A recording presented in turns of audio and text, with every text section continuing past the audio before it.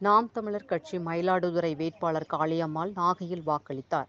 நாகை நாடாளுமன்ற தொகுதியில் பல்வேறு வாக்குச்சாவடி மையங்களில் விறுவிறுப்பாக வாக்குப்பதிவு நடைபெற்று வருகிறது.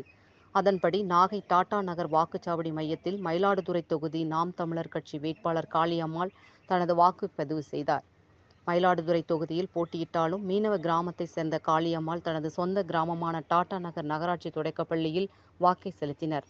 முன்னதாக வாக்குச்சாவடி மையத்திற்கு தள்ளாடி வந்த முதியவரை கைத்தாங்கலாக அழைத்துச் சென்ற காளியம்மாள் முதியவருக்கு வாக்களிக்க உதவி செய்தார்.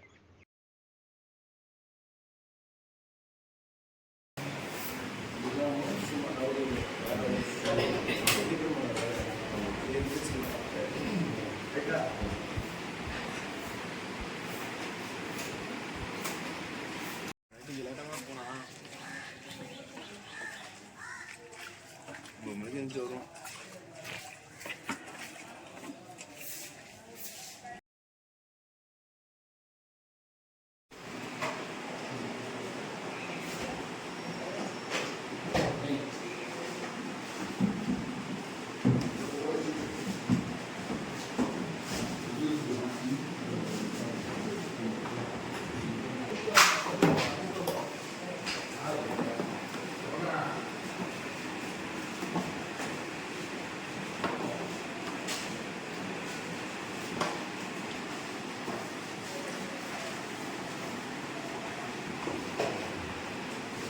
நல்ல மனிதர்கள்